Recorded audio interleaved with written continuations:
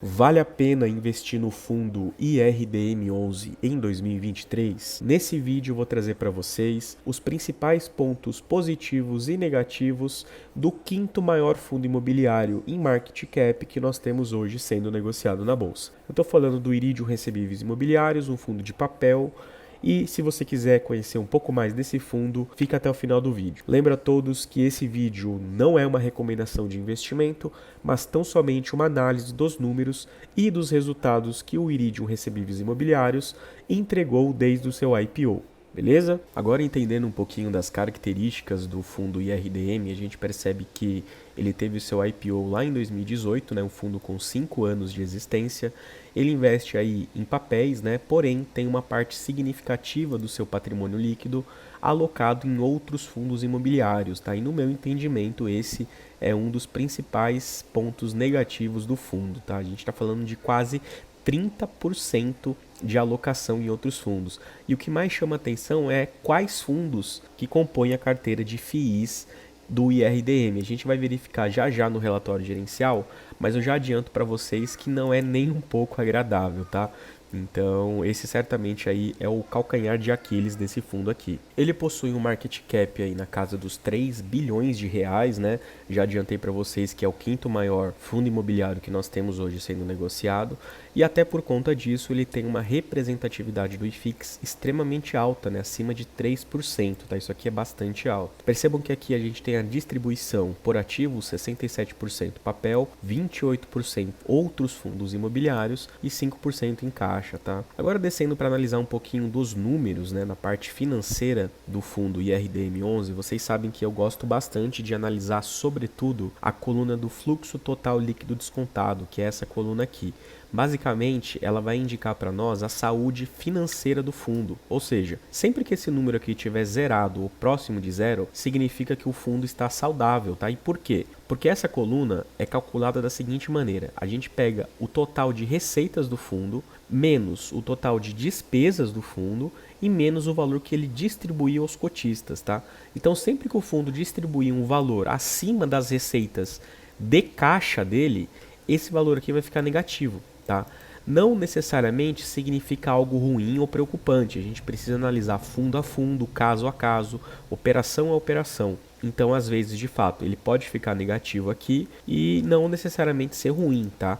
Porém, o oposto é verdadeiro, tá? Se ele tiver zerado, isso significa algo muito bom, porque a gente vai ter a certeza que o fundo vem aí distribuindo de fato o lucro caixa dele e não utiliza aí do artifício do lucro contábil que eu já comentei com vocês em outros vídeos, beleza? Agora, analisando um pouquinho da rentabilidade histórica do IRDM, eu vou trazer aí do último ano, né? Ele performou um pouquinho ruim, teve uma desvalorização da cota de 16%, e com rendimentos pagos, né, com os dividendos de menos 4%, já quando a gente olha para os últimos 3 anos, o cenário muda bastante, né? A desvalorização da cota foi de cerca de 26%, enquanto a rentabilidade, considerando os dividendos, foi de 34% positivo. E quando a gente olha desde o IPO do fundo, olha só que interessante, a desvalorização da cota, a rentabilidade só da cota, né, foi de menos 9%, enquanto aí a rentabilidade total acumulada, considerando os rendimentos pagos, foi de 164%, tá? Então isso certamente é um dos motivos que fez do IRDM um dos maiores fundos da bolsa, né? Porque foi atraindo muitos investidores por conta dos pagamentos de dividendos que ele foi realizando nos últimos anos e foi aumentando com isso a sua base de cotistas, beleza? Agora, analisando um pouquinho dos indicadores fundamentalistas, percebam que ele faz jus ao quinto maior fundo da bolsa, né? Tem uma liquidez de mais de 50 mil negociações, é algo extremamente alto, um fundo extremamente líquido. Pagou um último rendimento de 95 centavos, o que representa um dividend yield de 1,04% no valor da cota de hoje, tá? Do último pregão, que foi de R$ 90,35. O patrimônio líquido dele está avaliado em 3,4 bi, né, sendo um pouquinho mais exato do que no site anterior, e percebam que isso significa que ele está sendo negociado com um pequeno desconto, né, de 3% em relação ao seu valor patrimonial. Beleza? Agora, analisando um pouquinho do relatório gerencial, para a gente entender um pouquinho do portfólio desse fundo aqui, né? Então percebam o seguinte, né? Ele tem uma taxa de administração de 0,17 e de gestão de 0,83 ao ano, tá? Somando aqui a gente teria uma taxa de 1% ao ano. Percebam que ele não tem taxa de performance, o que acaba sendo extremamente positivo, porque assim acaba não abatendo os resultados do fundo, tá? Aqui eu destaquei um pouquinho do comportamento do valor da cota no último ano, né? Então percebam que ele saiu de R$ 108,40 lá em fevereiro de 22 e agora em janeiro de 23 ele fechou a R$ 91,72. Ou seja, ele está aí no seu menor valor no último ano, tá? Então isso acaba sendo bem positivo para quem está querendo montar a posição nesse momento, porque ele está realmente muito barato, né? Perto aí do seu histórico recente. Porém, para quem já tinha posição aqui, né, no 108, 109, até acima de R$ 100, eu entendo que não seja o momento de vender aí, tá? Então, o ideal seria aguardar a recuperação dessa cota, né?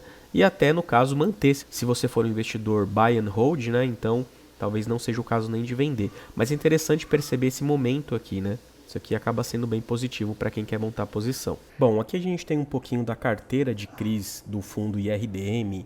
E essa carteira aqui, no meu entendimento, é o maior ponto positivo desse fundo aqui, tá? E por que eu entendo isso, né? Percebam a quantidade de CRIs que ele possui. Gente, não coube nem em uma página. Eles tiveram que dividir aqui em mais meia página, né? Então isso basicamente significa o seguinte: o fundo ele tem uma mitigação de riscos muito alta, tá? A carteira de CRIs dele está extremamente pulverizada. Na prática, isso significa que se algum CRI aqui vier a dar problema, né? Se tiver alguma operação aqui, por exemplo, vamos pegar aqui esse Açaí 2, né? Se essa operação aqui vier a ter algum problema, se por alguma razão o devedor aqui não conseguir honrar com o pagamento dessa dívida, né, naquele mês em questão, o impacto que isso vai ter na cota vai ser muito pequeno. Por quê? Porque a representatividade dessa operação no todo é muito baixa, é menos de 1%. E percebo que a maior parte aqui, na verdade, é até menos de 0,80, né? 0,70, 0,60, 0,30. Ou seja, isso acaba pulverizando de forma extremamente positiva e trazendo aí uma certa segurança para o fundo, tá? Eu destaquei o primeiro, que inclusive é o CRI Fundo Soberano 1, né? Que foi o próprio Tesouro que emitiu. Então, olha só, a maior representatividade do PL de toda a carteira do fundo é do próprio governo. Então você percebe a segurança que tem, né? Fora que representa apenas 5% do PL total, gente. Acima de 1,5%, basicamente a gente tem aqui somente essas 3 operações. Tá? Então isso aqui de longe foi para mim o ponto mais positivo do fundo, tá? Agora descendo um pouquinho aqui para a carteira de fundos imobiliários do IRDM, eu destaquei alguns fundos em específico, né? Eu tô falando do DEVA 11, do RBHY 11, do HCTR 11 e do TORD 11, tá? Percebam que ele tem uma carteira extremamente grande, né? Não vou falar de todos aqui, alguns eu gosto bastante, outros nem tanto, mas eu destaquei esses dois em vermelhinho em específico porque eu quero comentar com vocês sobre a desvalorização que eles tiveram e o impacto disso nesse fundo aqui.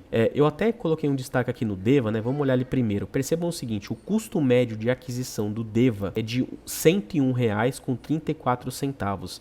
Esse é o custo médio.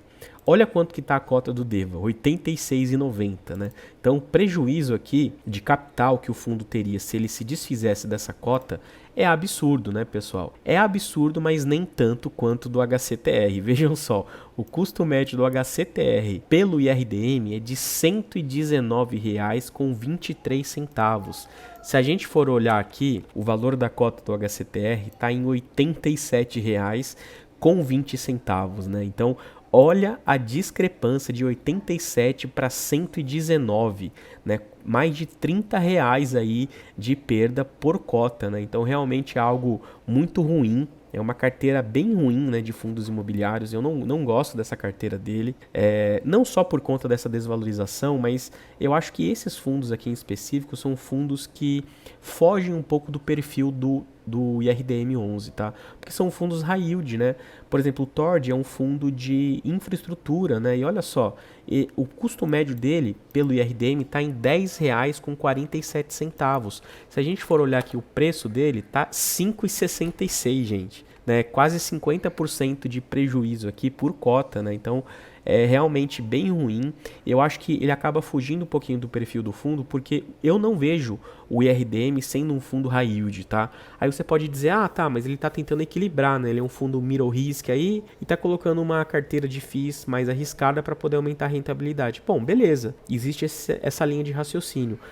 Porém, como investidor, eu prefiro muito mais ter essa diversificação entre outros fundos na minha própria carteira, né? Se eu for investir num fundo high yield, eu vou comprar um fundo high yield. Eu não vou comprar um fundo middle risk que investe também em high yield. Não sei se vocês conseguiram entender a minha lógica, né? Mas enfim, né? Tem gosto para tudo. Então esse aqui certamente é o maior ponto negativo, na minha opinião, gente, na minha opinião, tá? Respeito quem pensa o contrário. Agora, uma coisa é inegável, né? O custo médio dele está muito alto. Então, assim, acho até que o IRDM fez certo em manter em carteira, tá?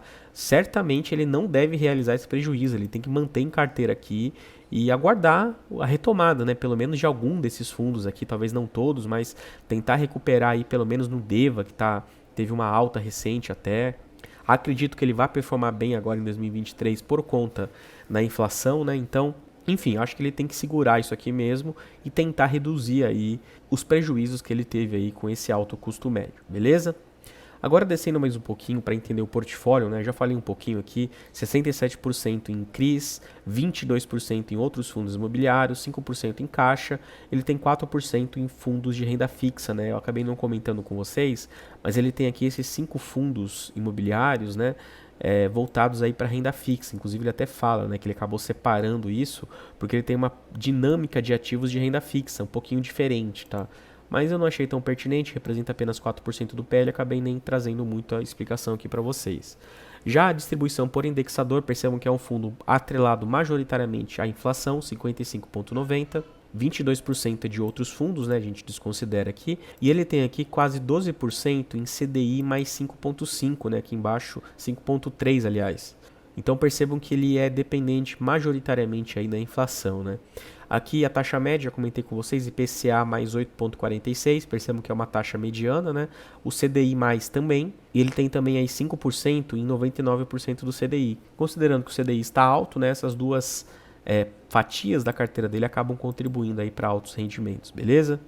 Aqui embaixo, pessoal, ele vai comentar mais um pouquinho dos acontecimentos e eu destaquei um pouquinho do DRE, né? Primeiro aqui eu quero destacar a representatividade nas receitas da carteira de fundos imobiliários que ele possui, tá? A gente está falando aí de 6,5 milhões em janeiro de 23 e considerando aqui uma proporção seria algo em torno de 20%, tá? 22% de toda a receita que ele teve, que foi 37 milhões, é proveniente aí de outros fundos, tá? 22%. Então percebam que existe uma dependência aqui dos rendimentos, né? Que apesar, eu comentei ali com vocês sobre a carteira de fundos imobiliários dele, apesar dele ter aqui um prejuízo no capital, né? No valor médio com o valor de cota hoje, a gente não pode esquecer que esses fundos vêm pagando consistentemente dividendos, tá? DEVA 11 sobretudo.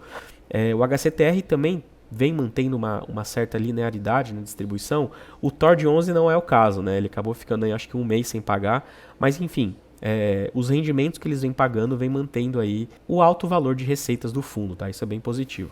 E aqui eu destaquei para vocês o resultado caixa e o valor distribuído. Então olha só, aqui a gente tem desde agosto de 22, né? Então o resultado caixa foi 41, distribuiu 41.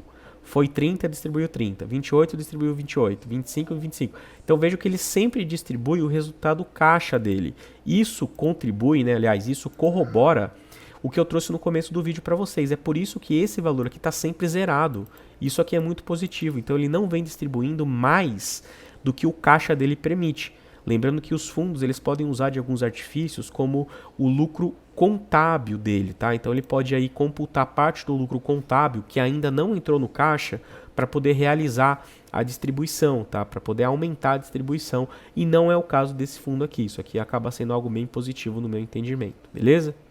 Gente, eu acho que era isso. Aqui embaixo ele vai comentar mais um pouquinho de forma separada de todas as operações do fundo. Recomendo que você baixe esse relatório e leia com calma, sobretudo se você for um potencial investidor desse fundo aqui. Beleza? Então acho que é isso. Ficou claro aí os pontos positivos, os pontos negativos. Agora cabe a você ponderar, colocar na balança e verificar se vale a pena entrar nesse fundo aqui ou não. Beleza? Gente, se esse conteúdo de alguma forma agregou conhecimento a você, considere se inscrever no canal pra gente bater a meta de 2.000 inscritos e curte o vídeo também, um cliquezinho que você dá já ajuda demais a impulsionar o canal, beleza? Valeu!